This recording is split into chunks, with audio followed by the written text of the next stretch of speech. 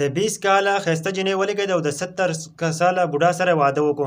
ملګرو دا ویډیو راسره مکمل وګورئ، زموږ دپاره پکې هم ډېر زیات عبرت دی. ملګرو سیټه چې تاسو ته جینۍ ښکاري د دې نوم دی نیمرا.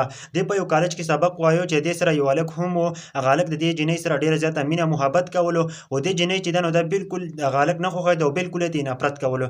هغه هلک به ډېر زیات کوښښ وکړو که نه چې دې سره زه خبرې وکړم، دې سره زه مینه محبت وکړم، خو دا جینۍ چې ده نو دې نیمرا به ترې ډېره زیاته نفرت کولو. ملګرو دې هلک دومره کوښښ وکړو که نه چې رشته یې وله هم کور ته ولېږله، خو دې جینۍ چې ده نو ریجکټ کوله به او دې جینۍ چې ده نو دا هلک یې بیخي نه خوښېدو. ملګرو دا جینۍ چې ده نو بیخي یې تنګه کړه.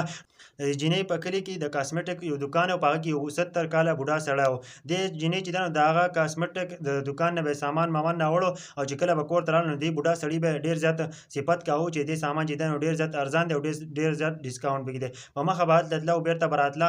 نو یوه ورځ یې دې وویل که نه دې بوډا سړي ته چې ته زه ستا سره واده کوم. دې 70 کالو سړي ته وویل که نه چې زه ستا سره واده کوم. دې نیمرا جینۍ چې کله دې ته وویل که نه نو دی چې کور ته راغله او په کور کې هم داسې وویل که نه چې دې سړي سره واده کوم. نو ټول خلک چې دی نو هغه هم حیران شول، هغوی ته پته هم وه.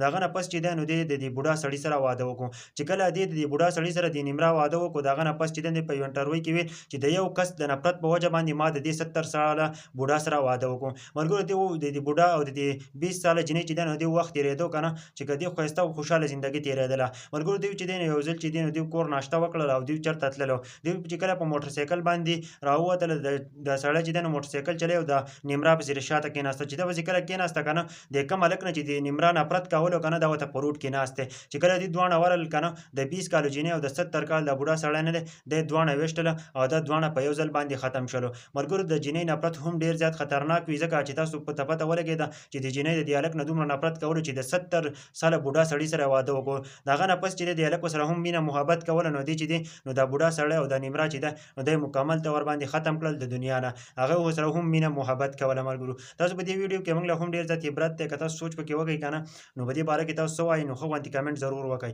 د دې ویډیو په باره کې تاسو څه وایئ چې آیا دې هلک ښه کار وکړو، آیا د جینۍ ښه کار کړی دی؟ تاسو په دې باره کې څه وایئ؟ ضرور ښه غوندې کمنټ ضرور وکړئ.